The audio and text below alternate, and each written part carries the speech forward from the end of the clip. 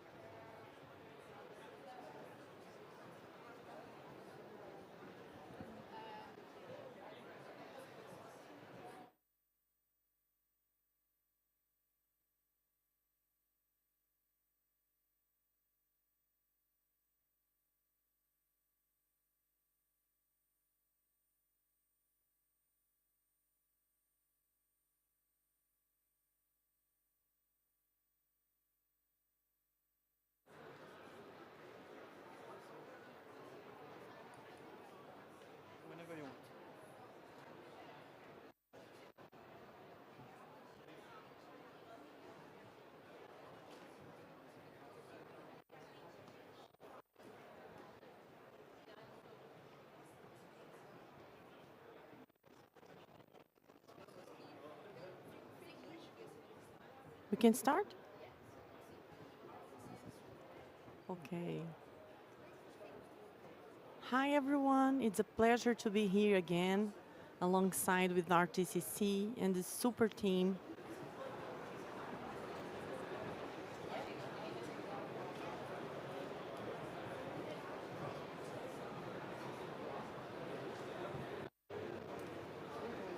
It's okay? Okay. Hi, everyone. We're super excited to be here today in this panel organized by RTCC. And today we'll talk about how fashion and sustainability are interconnected and how circular practices and adaptation in this kind of sector should be one of the most priorities we should address. For this panel, please, I would like to call Mariana from Lunelli. Thank you, Mariana. Also, Regina Frederico Durante, das lojas Renner. Obrigada. Thank you. And Luciana Duarte from Erasmus University. Thank you. And also from MedAy, Safarzade Majdina. Thank you. Did I say your name correctly? Yeah. Okay, but I want to learn. How do you spell your name? Medina. Originally Medina, or you can just say Madina. Okay, Madina sounds nice. Thank you. Thank you all for being here. And, oh, okay, Eduardo. Okay, so Eduardo also from Lojas Renner, I'm sorry. Oh, Eduardo Farlauto, sorry. He also has to come too. I know. Yeah, 2%. I know. Okay. Ainur Yusenova, also from MedAy? Yes, thank you. I apologize because I have this sheet and the second names are on the other one. But it's important that we are all together. I see that Eduardo has you're in minority today, so we have a panel, a lot of powerful women. I hope that's okay for you. And hope to learn, of course, with the diversity in this panel too. So as you probably aware, considering your daily lives and the corporate activity you all go on, the fashion industry is not only one of the main responsibles for greenhouse gas emissions, but also represents a lot of kinds of different impacts in the whole chain, in the whole productive chain, to make fashion industry go on. Of course, there is many things we could address, like circular products and life cycle of long life cycle products, and of course the consumer behavior and adaptation. But I think in your lectures, in your presentations, we will see more about that. So I'm really looking forward to it. And I think we can start with Lunelli, Mariana. The floor is yours, please.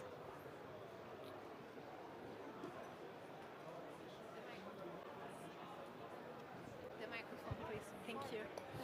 Thank you.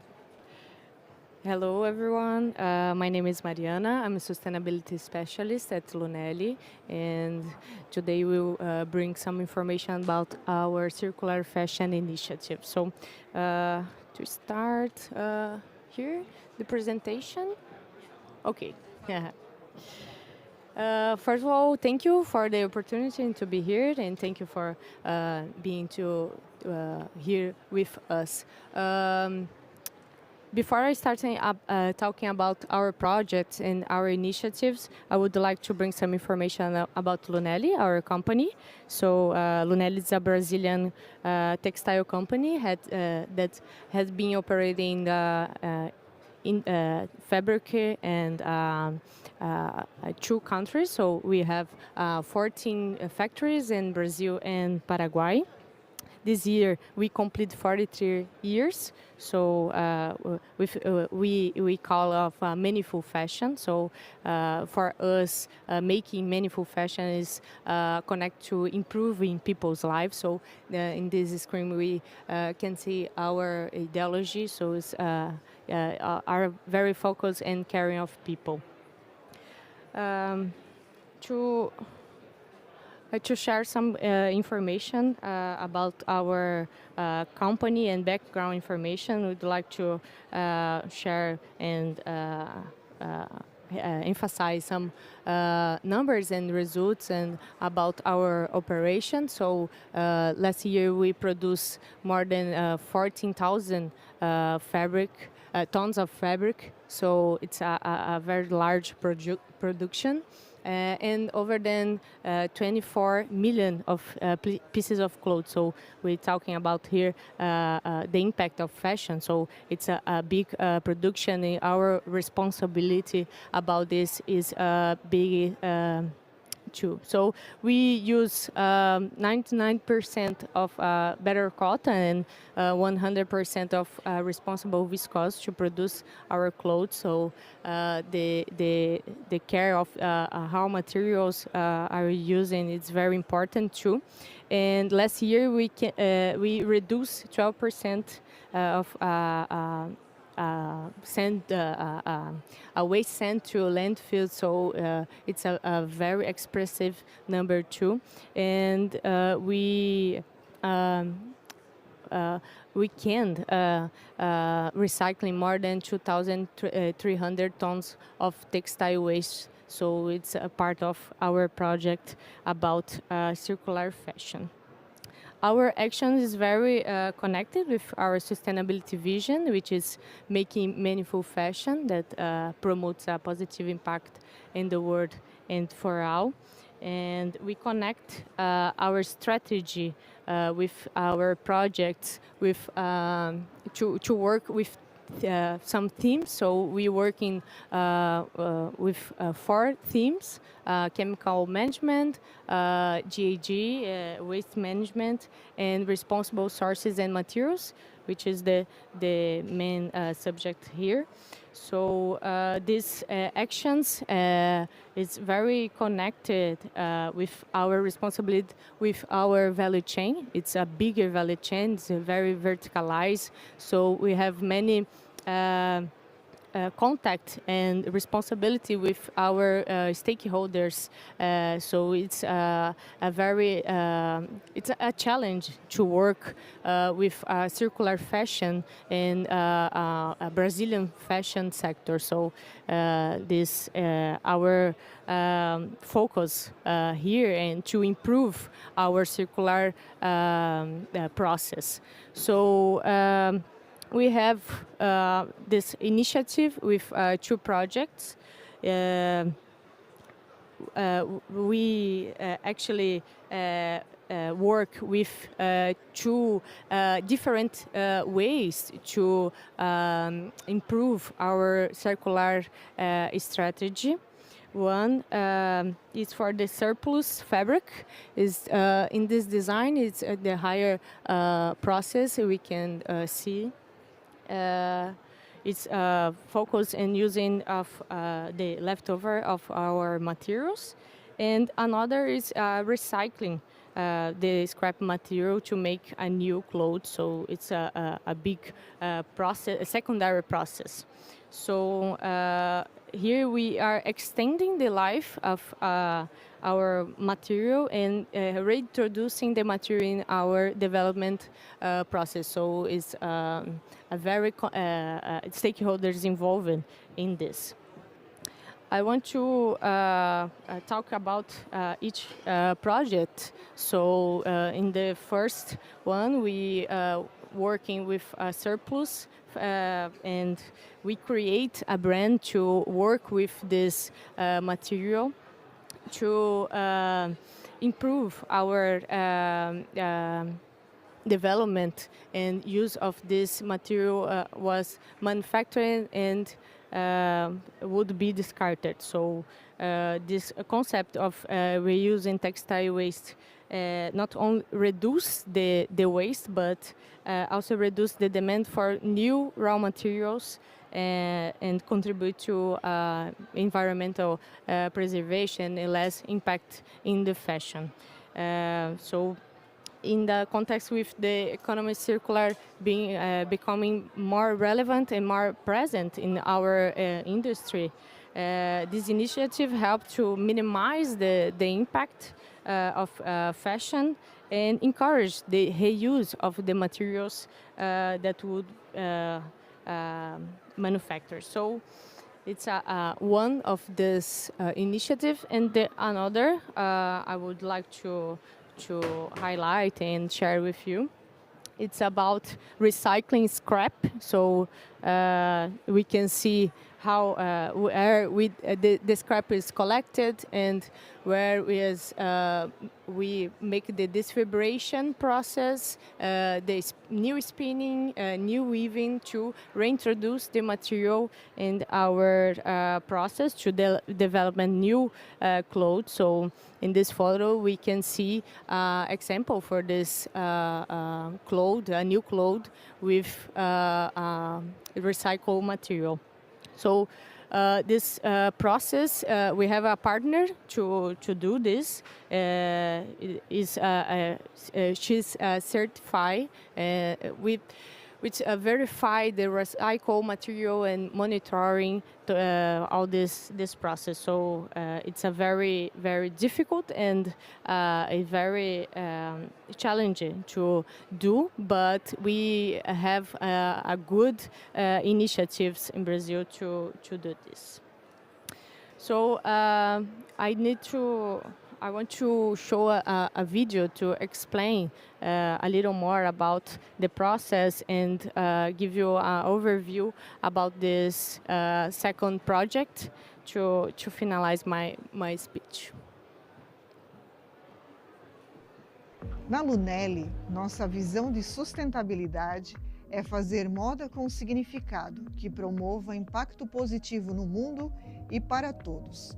E como parte da nossa jornada de sustentabilidade, buscamos desenvolver produtos de menor impacto ambiental, como é o movimento Moda Circular. Nós desenvolvemos peças utilizando fibras têxteis recicladas, transformando o que era resíduo em novos produtos.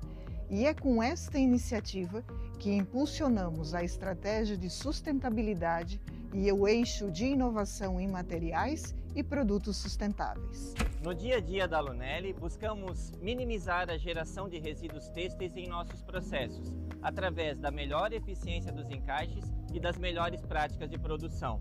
Mas, quando ocorre sobras em nossas operações, enviamos 100% para a reciclagem. Separamos os resíduos no local de geração e encaminhamos aos locais de armazenamento interno, no qual é coletado por nosso parceiro. Trabalhamos com parceiros que nos apoiam na transformação dos resíduos têxteis em novos materiais, com diferentes aplicações na indústria têxtil e para outros setores. Nós apoiamos a Lunelli e diversas outras empresas na gestão dos resíduos, coletando esses materiais nas plantas industriais, essas aparas, trazendo para a nossa planta, onde nós vamos fazer a classificação por tipo e cor de materiais, transformando essas aparas em novas fibras recicladas.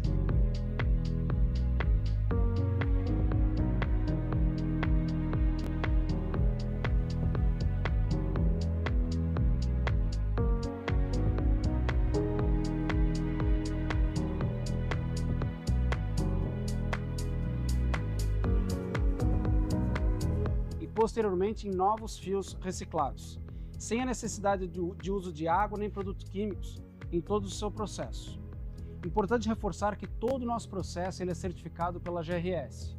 É uma certificação internacional que chama-se Global Recycle Standard, que tem por objetivo organizar os padrões de reciclagem têxtil a nível internacional.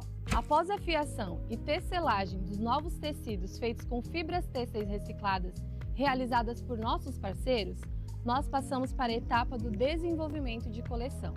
Nessa etapa, nós analisamos toda a cadeia como forma de reduzir os impactos ambientais, desde a escolha da matéria-prima, lavanderia e aviamentos. Para nós, a sustentabilidade é uma etapa essencial do nosso processo criativo, pois buscamos refletir na peça o nosso compromisso em fazer moda com significado. Mais do que uma iniciativa, o movimento Moda Circular fortalece o nosso compromisso em promover um ciclo virtuoso de responsabilidade socioambiental.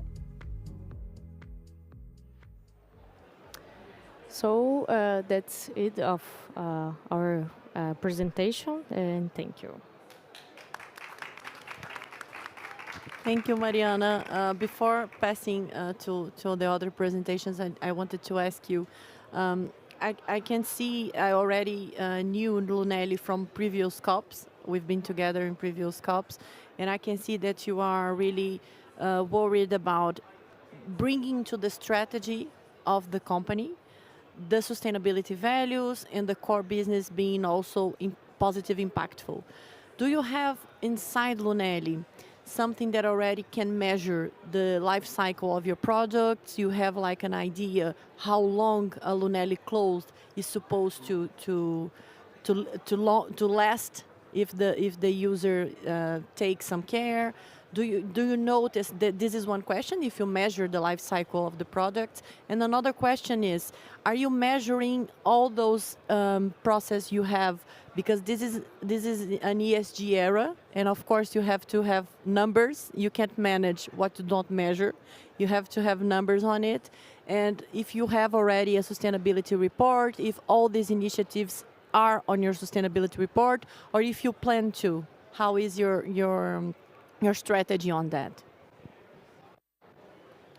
For the first question, we are connecting the project with our company strategy. So we structure our sustainability strategy to work with priority themes, and we developed some initiatives and commitments, internal commitments, to develop this process. So now we are doing our GAG inventory to understand all our production, and the life cycle of all products are very connected with this number. So it's the first priority to us now, and we are working in a label or a way to identify the impact of the products in the development stage. So we are working in this project internally, and we want to develop more to offer the final consumer the information about the product. And the other question, yes, we have a sustainability report. This year was the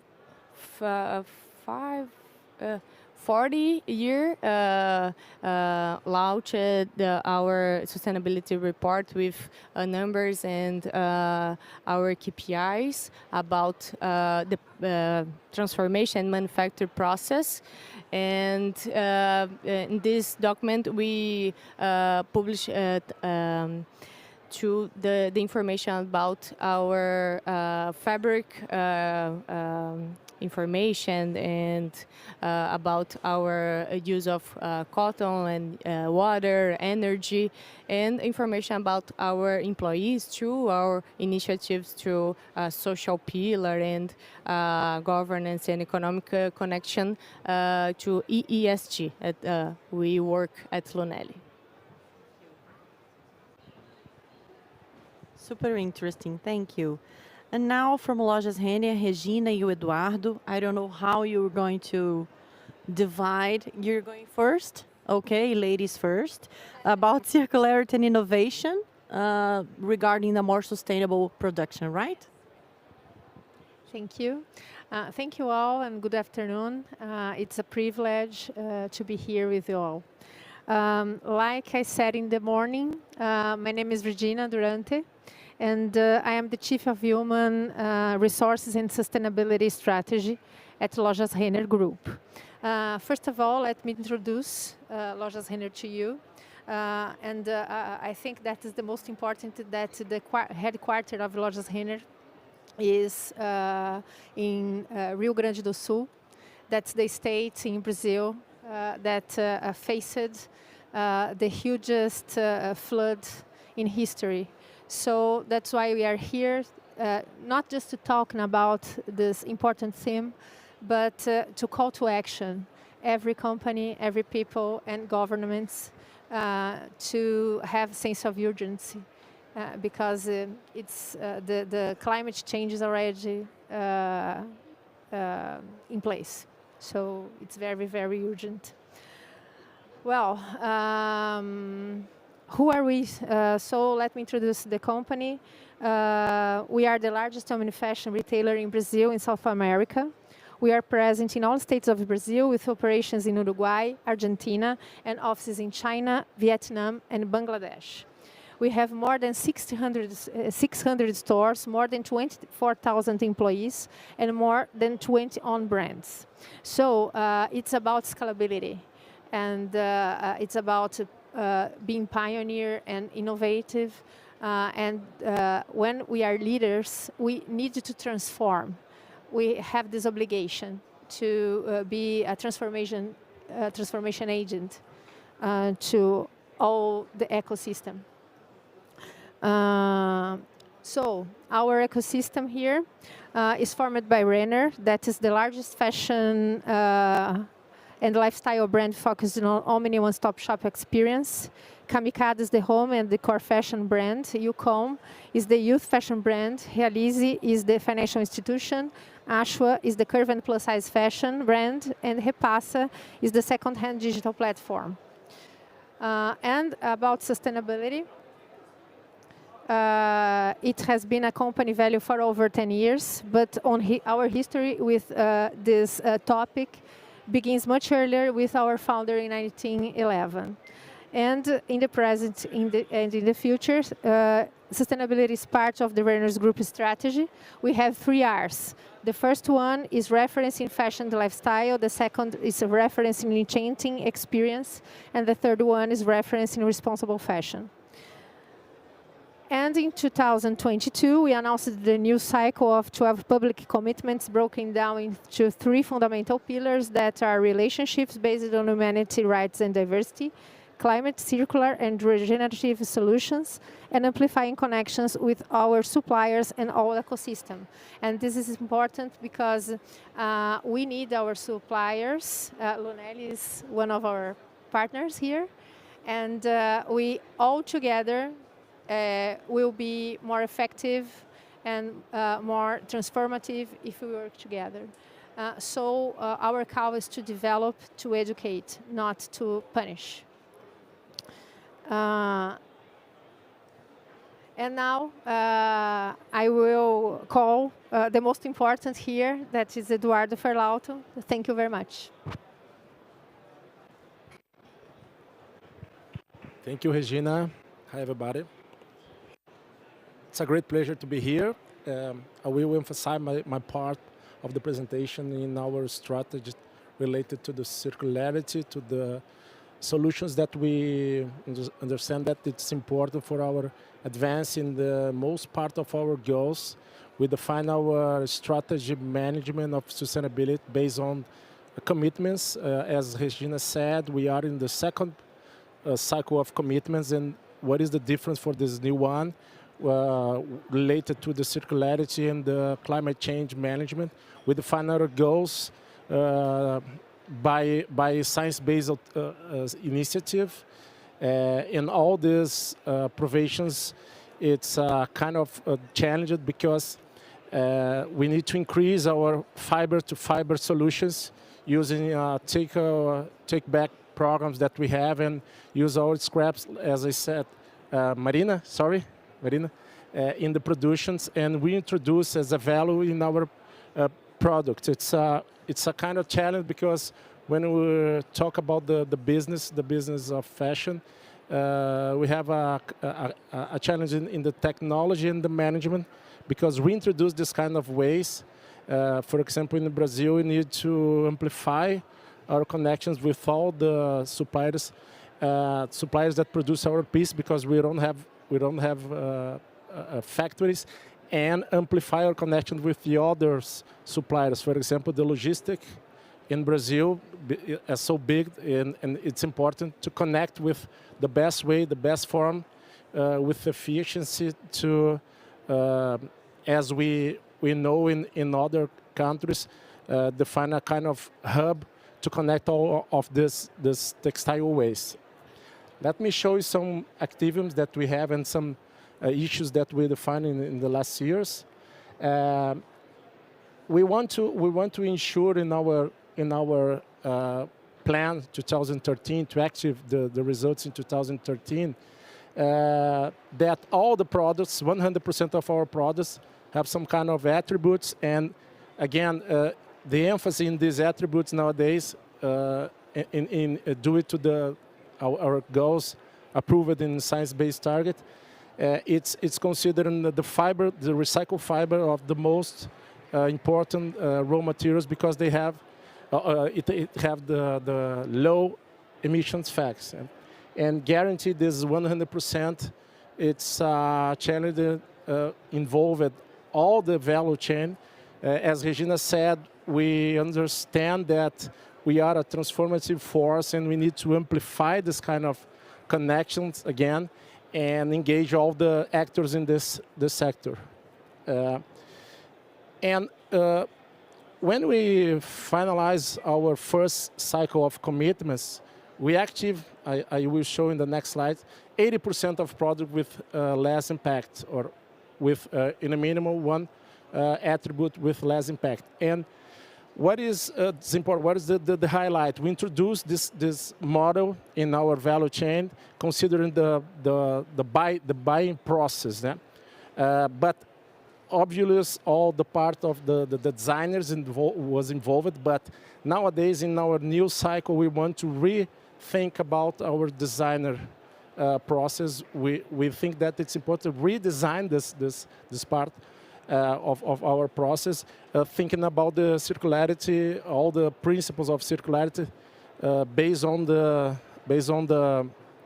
main important issue that consider fiber to fiber process.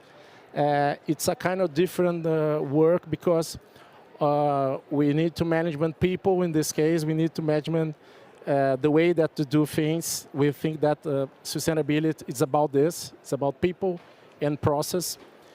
And the other important issues that we have in the next in this cycle is eliminate all the plastic that we use in stores. The packaging we did this transition, but there are involved in all parts of the process plastics, and we define this goal, eliminate all this plastic that we with one single use. Yeah. Some actives that I said. It's important result here. One highlight only to pass for the next slide. All the jeans, all the pants, and other clothes that contain jeans fabric. We define some 100% of them. Sorry. Is considering with less impact, because we did all the transitions related to the chemicals that we use. Is considering the best in class because we eliminate all chemical restrictive chemicals. And the other important activity that we have in the jeans, in the fabric of jeans, it's the consumer of water. You know, we develop a methodology, our own methodology, to measure each piece by piece the water consumption. And nowadays, 50% of our denim, our jeans, is considered with low consumer of water. Yeah. And the first cycle, it was a challenge to achieve the results, but we considered that keep the number of the goals or the result is a challenge too. And nowadays we continue using 80% of products that have in a minimum one less impact attribute. We did the transition when you talk about the source or the origin of our viscose, 94%, and all the cotton we define as a commitment in the first cycle, active 100%, and we keep around this number, 97%. We were the first company or fast retail company that achieved this number, and again, keep this number or keep this management. It's a kind of challenge, and we continues using around 100% of our cotton based on the certified cotton. Yeah. Other initiative that we have in this journey is it's foster different kinds of sourcing in Brazil. In charge of in this project, Lojas Ener Institute foster the agroecological cotton with more than 300 women from traditional communities. And nowadays we use as collections. We relaunched once a year a collection using this cotton, and the other part of the cotton, all the communities that are involved sell for other companies. And the main objective of this project is foster the earn of this community, but we know that it's a health impact or a good impact when related to the climate change initiative that we have fostered. Yeah. And when, as I said before, our proof in related to the climate change goals, it's a journey to decarbonize our business. And look at the slide that it's a huge challenge. 55% of reduction in each pieces that we will produce. We need to reduce this number, 55% of carbon emissions for each pieces. Yep. That is the challenger. That is a goal that we approve, a short term, a short target based on the initiative. Let me finalize here. And as Regina said, how we think that it's important in this journey, amplify our connections with our suppliers. And we have many results in our development programs. We share all the contacts that we have in our Ener University. And we believe that this journey, we need to involve all this ecosystem.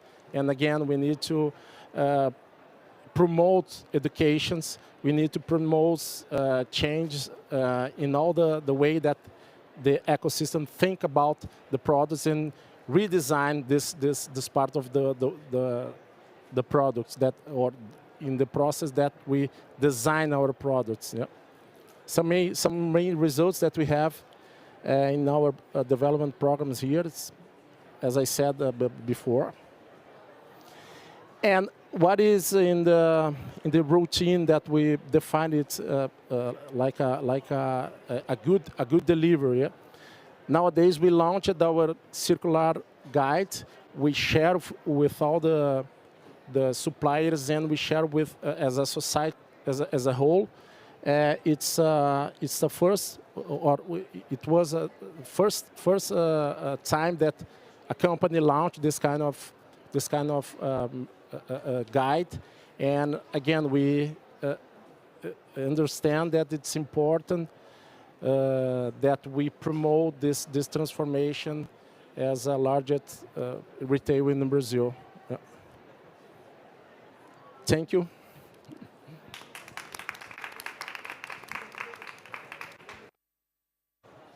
Thank you, Eduardo and Regina.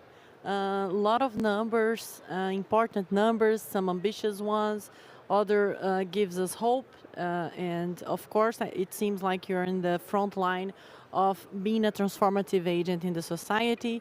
But I want to ask the tough question in order to push you to keep doing better. What are the main, maybe 3 examples of the main difficult and challenges still to overcome when it comes to reaching all those ambitions that you have until 2030, and not only, but right now, what kind of big challenges you're facing and you're struggling to overcome? I mean, is it the supply chain? Is it the qualification of supply chains, as you said, that you endorse? Or is it on the innovative and technological side when it comes to reducing the water consumption, because you have another way of making jeans using less water, or no? Or what are the bottlenecks? What are the challenges still to overcome? Maybe Regina and Eduardo, I don't know which one of you. Okay. So maybe 3 top challenges. I think that I can summarize in one point.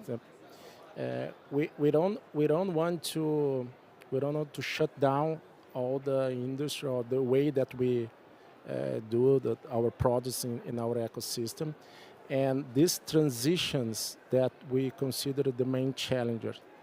We need to keep all the practices that we have nowadays, and we need to change the mindset. One part of the challenge is this. We need to implement new technologies, and we need to think or rethink the way of the design, that the process to produce our pieces. Yeah. As a whole, we need to consider that this need times. Yeah? The main challenge nowadays for us is time. Our plan is to activate all the results in 2013. We are accelerating all the initiatives. We are here because we want to establish new connections. We need to understand all the best-in-class programs and initiatives to help us as a support to accelerate all these initiatives. Our responsibility is not only our responsibility. Our responsibility, as we said, it's share the values, share the knowledge in all the contexts of the ecosystem of fashion in Brazil. That is the big challenge. Thank you so much. And now going with you, Luciana, from the Erasmus University. Please, can you share your thoughts? Talk a little bit. Okay. Well, thank you. Is it working? Yeah. Okay. So good afternoon. For those who are still here, pay attention. So I'm going to talk a little bit about some trends for fashion in terms of technology and aesthetics that we expect, in a world that it's going to be very much more devastated. So I'm from Erasmus University, and also my PhD is there in the Netherlands and also in Brazil in production engineering. It's a double degree. And I have my own agency that is Amazonia.design. Here you can scan the QR code, you can access the website. You're gonna see a cyborg made with AI there in the forest. I'm launching my thesis now in the spring. So I'm researching some materials made of rubber there in the Amazon that goes to two main suppliers, to French companies, and seeing that they're not that sustainable and what happens there in the forest. So, well, you can take a look. Yeah, it's gonna be open source, so it's all fine. So trends, yeah. So first of all, you need to picture the scenario that we are, and I don't know if I have time to cover 10 trends. I will do my best to 6, and we'll see what we have. Yeah, you can cut me, please. So the Brazilian government and the scientists are already working with the +3 degrees, yeah, hotter, yeah. So we achieved 1.5, and these conversations are all available on YouTube. You can see the president, yeah, talk to the scientists there in São Paulo. So considering this scenario, yeah, where it doesn't mean that it's +2 degrees overall, but some areas are already 8+, and etc. Yeah, I'm wondering what we need to wear, yeah, to survive. So there are some researchers. You can find this data also on Extinction Rebellion. With this QR code, you can access more about these 3 scenarios that we have. That is mitigation, adaptation, and suffering. I'm interested in adaptation, how to dress in extreme temperatures and for disasters.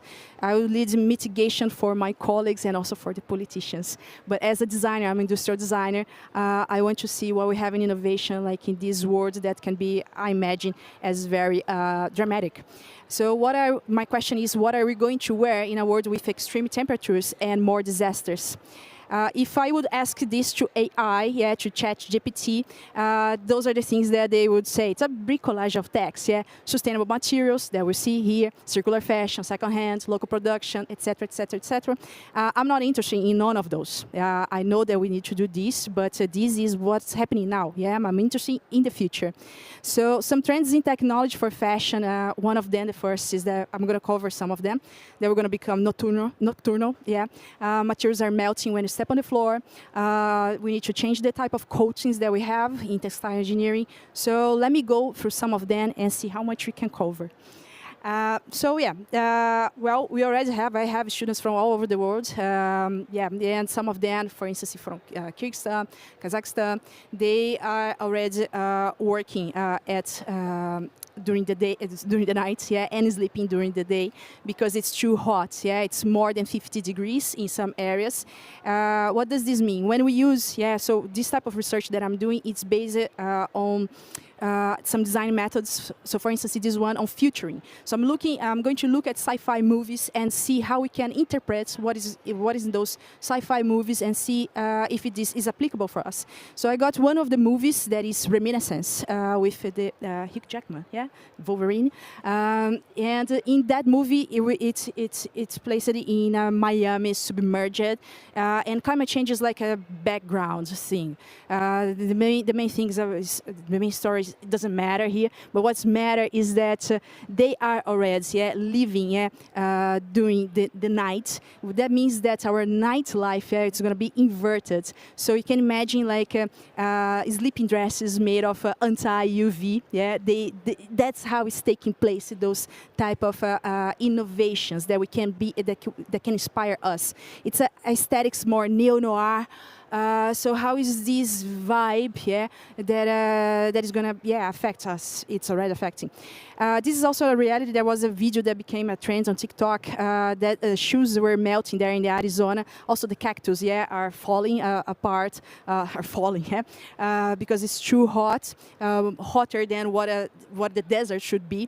And I had experienced this in Brazil as well a few years ago. I was in a park there, and the rubber of my shoes were like becoming like a bubble gum, on the floor, on this park. They're closer to Belo Horizonte, for us to have an idea. So the reality is that we needed to change also the material to step on the floor. What type of rubber is going to be? It's going to be rubber. Am I going to create a system like it be inspired in other things like do we have a point here? No, we don't have. So, for instance, see how I can have I create a subclimate there on my shoes, to cool off, cool down. Anyways, so thinking about more distance, to step on the floor. Coatings in textile engineering. I have it here, people, experts, in textile engineering. I'm afraid of saying something, but what I'm going to say is that we do have many discoveries on the lab bench. We do have many different coatings, but when we go to scale up, the technology from the lab bench to the textile companies, then there's a gap, a financial gap, economical gap, that we needed to convince other people that technology is really worth. So although we do have science for this, we're still very much basic. So I'm looking at, for instance, that's a picture of me there in the Amazon with anti-UV and anti-mosquito shirts, to survive. Still a motherfucker, sorry, mosquito went there on my hands, so could not cover everything.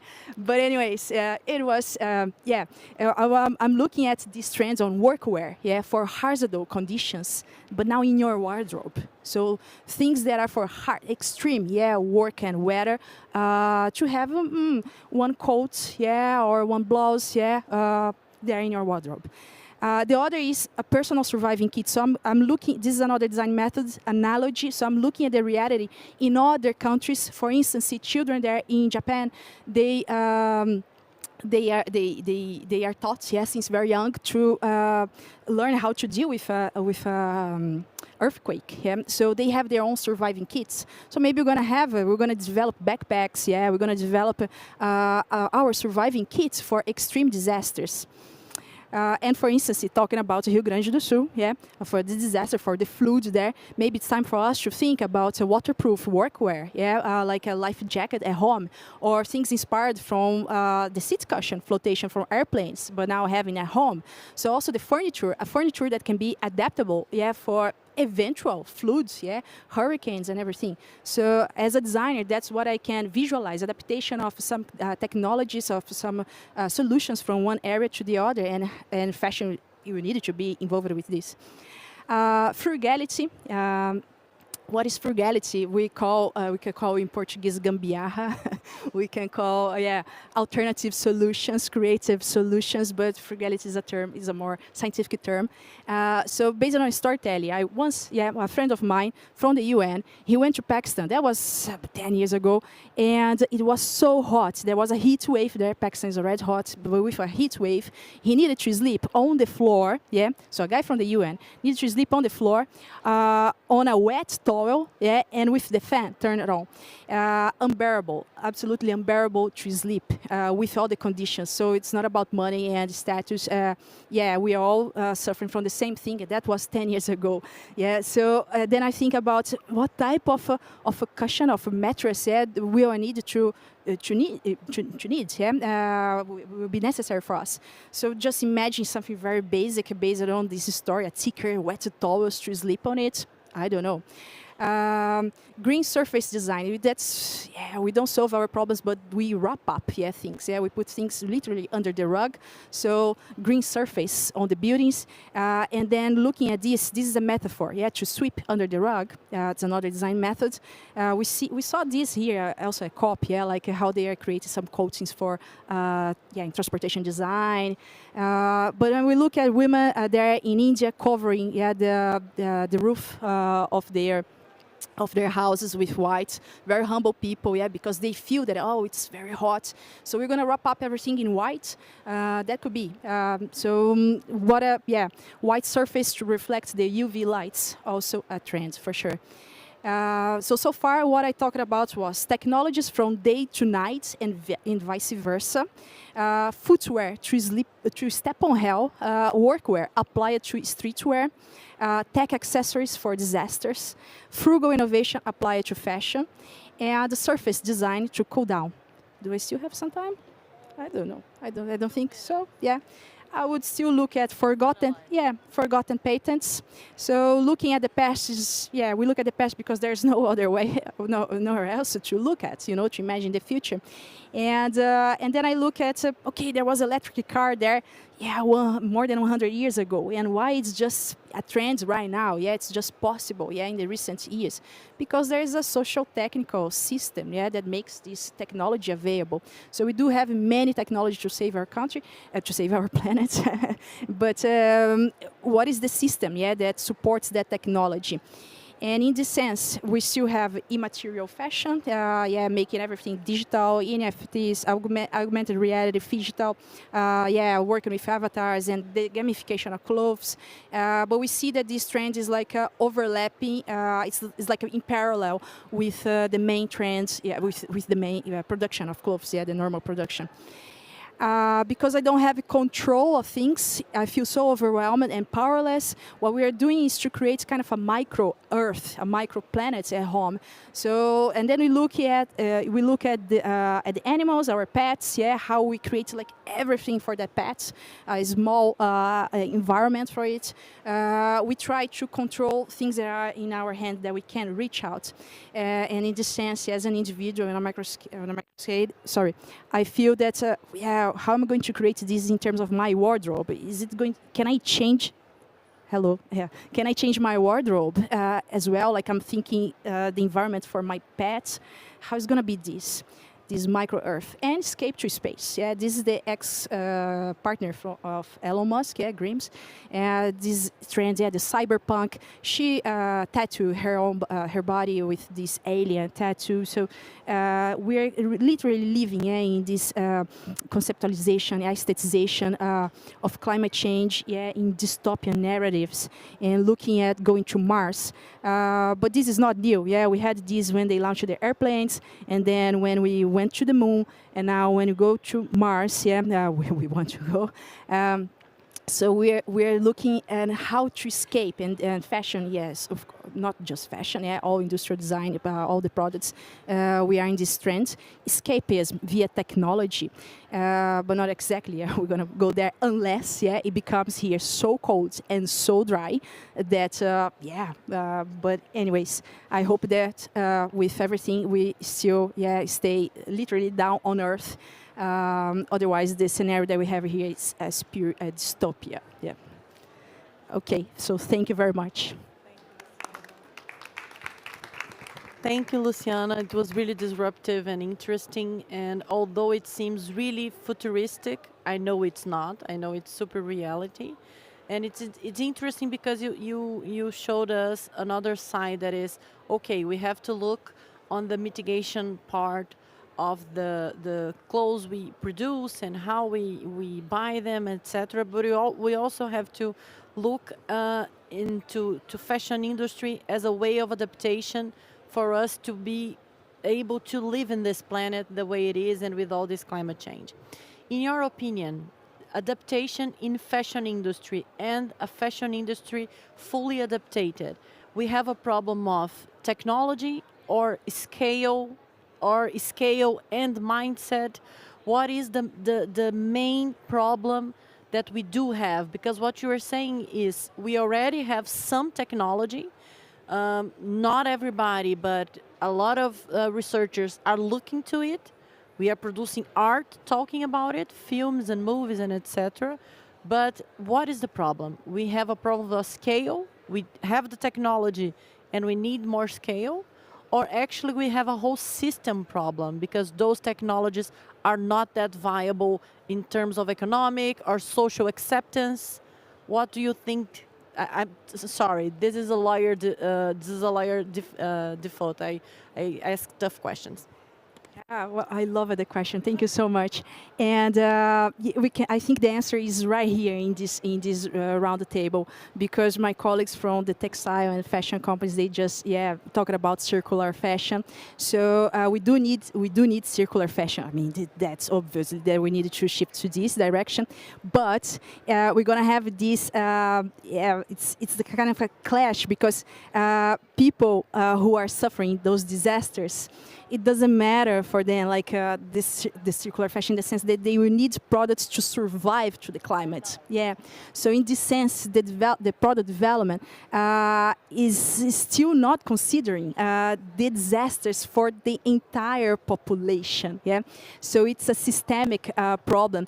We are more reactive when when the disasters start to come faster and faster now after 2030. I'm saying smiling, but of course it's that smile of irony, and it's because it's desperation. It's the next step. Yeah, the climate anxiety is already suffered from this years ago. Now it's like, okay, let's work with what we have. That is adaptation. We're not designing products right now for the disasters. And what I show it is that we do have a technology there in terms of chemistry, of textile engineering. But what people are doing is to adapt what they already have in their reality, yeah, to survive. So in this sense, in fashion we have two movements, yeah, in trends, yeah, the bubble up, yeah, and the top to down. The top to down, the directors, yeah, the fashion designers, what they say to people, what to do, what they put on the market, and bubble up, yeah, what starts there on the street. And in this case, it's answering your question, yeah, is what people are already doing to survive, yeah. Yeah, the needs. This is coming before. This is in front. The industry is not considering this. Yeah, so that's my point. It's considering the other things, the circular fashion. Yeah, the adaptations here and there. Yeah, which needs to happen. Yeah, but In a more integrated way. yeah. You don't get to think about mitigation without addressing adaptation. Yeah, That's yeah, the main yeah. We will have to have these products for extreme weather. Yeah, unfortunately, very unfortunately. Yes, thank you. Really interesting. Thank you so much. And now the girls from MedAy. Yeah. Okay, I will just open to say correctly the name, so I won't do any flaw. So Madina and Ainur. Yeah. Okay, you're both founders, and I think you have a presentation on smallest steps, biggest change. I don't know which one of you wants to begin. Actually, she will start, but can we change seats because we will take turn for microphone? Okay. This is a flexible panel. I like it. So you can start, and then we can talk about it. Thank you. Hello, my name is Ainur Aseynova and we are from Azerbaijan. It's honor to us to represent our brand through this presentation. The main focus of our smallest steps, biggest change presentation is upcycling and recycling. As we all know, Mother Earth is currently suffering from climate change and global warming. Two major contributors of these issues are oil and fast fashion industry. And my name is Safarzada Madina, and I'm another co-founder of MedAy. So approximately for a single shirt, we waste three.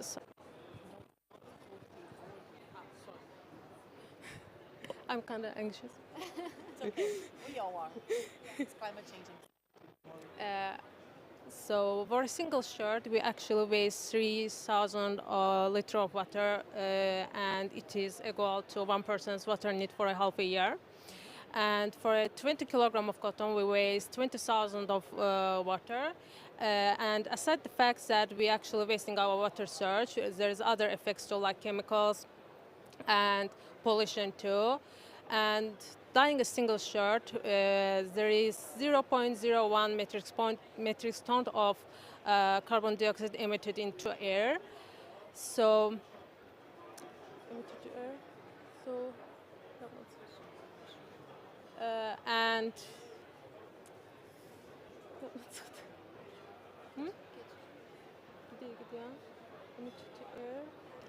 and it change in tracing the numbers depending on the texture, density, and this is aside this fact that there's already this much of damage caused by making all these products. Some brands even discordance their fabrics just for a single color difference. And that's why fast fashion is top 10 polluting industry globally in the list. And there is another reason of being in the list it's because burning process, because some brands burning their past collection or unsold collection each year. And this is causing huge damage to air. That's why some government taking action according to this. For instance, France, they ban all this process and forcing brands to recycle and upcycle their product and resell them again.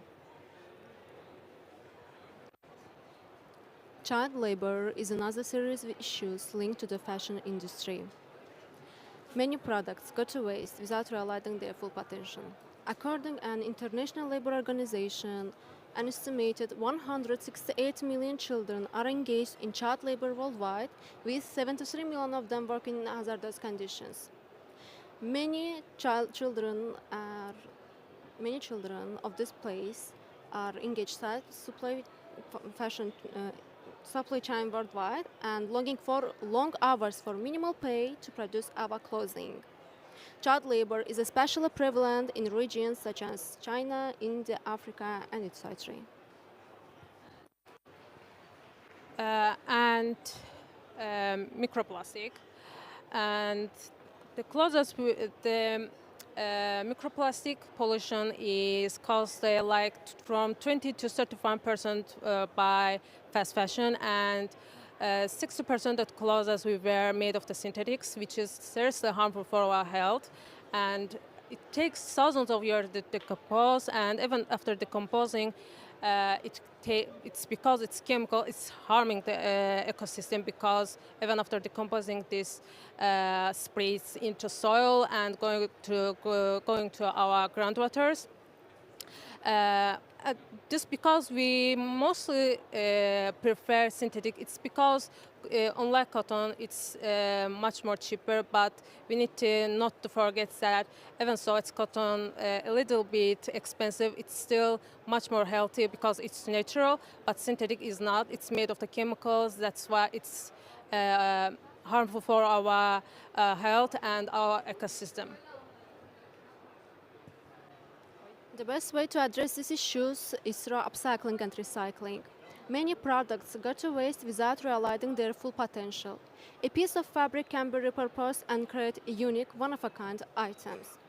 In recent time, upcycling has gained popularity also during pandemic, when supply chains were disrupted, encouraging brands and explore sustainable alternatives. And also encouraging brands. So, especially during wartime, there were people who proposed every useful fabric, from curtains to tablecloths. As you can say, some of these brands like Miu are collaborate and create upcycling clothes, and they're designed. Upcycled products are also more affordable since they don't require as much investment as new items, and creating win-win situation for both brands and consumers. Additionally, each upcycled piece is unique and given more affordable sense of exclusivity at a lower price than mass-produced fashion items. And after pandemic, it become, like my friend said, it become so much popular, and from west side to east side. So from ordinary life, celebrities started to wearing this upcycled product to special events too. So as a MedAy, actually, we want to be part of this challenge and help our earth as much as we can. So that's why we choose upcycle over other genres. We care about uniqueness, which is upcycle is something that can be repeated again, duplicated again. So we care actually about texture, about quality. So, and as you can see in this slide, there is the fire element motifs in these two clothes. It's because it's actually related to our country. As you all know, we are from Azerbaijan, we are locals. And Azerbaijan means actually land of the fires. So that's why we wanted to add this motif to our clothes to represent our country too, on our clothes as a way we can. So yeah, in this journey actually, that's why I like the presentation name. We actually believe smaller steps actually can biggest change. And in this slide, we were in graduation show. There was so much clothes that was on the podium we showed. some of them, we bring some of them to be there to show. All of these pieces are made of the second-hand products and made by us. We are like playing a tailor role too, like a designer, tailor, everything. We are all of these done by us. This was, for instance, this was just a jacket, a long jacket, but we cut this and added to corset. Like this corset was made of the trousers. That's just a single trousers. Yeah, yeah. And that zebra one made by 2 trousers, and leftover was used for the bag. Can you show other one?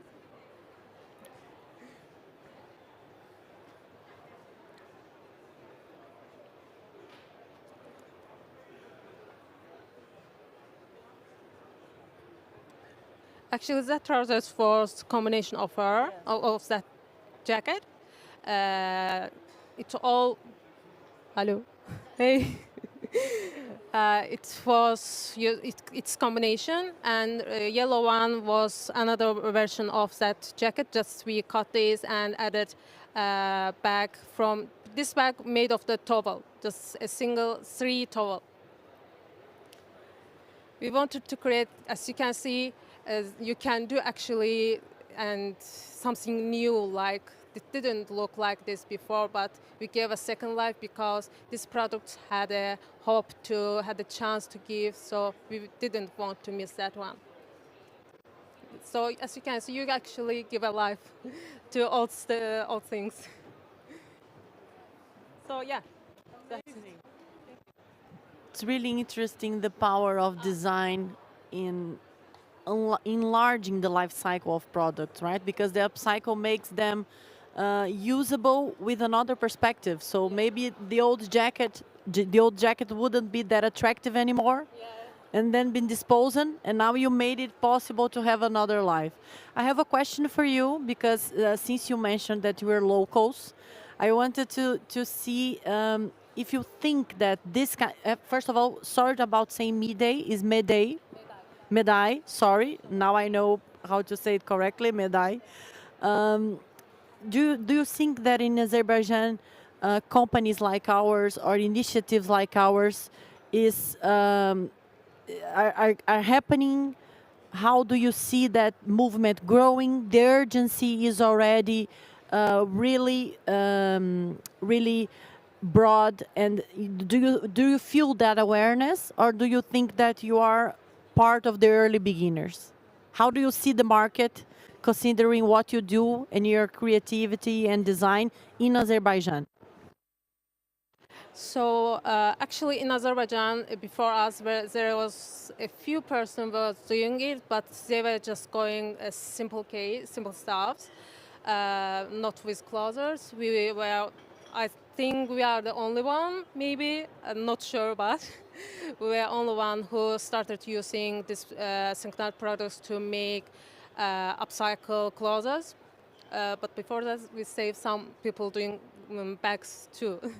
So, but for Azerbaijan, even so, there is a few people already started doing that. But sadly, as a folk, we kind of have prejudice about that, because in Azerbaijan, people kind of think that if you wear someone else's clothes, as even secondhand, it is not like nice, because they are kind of like, why should I wear someone else's clothes? I need to wear a new one.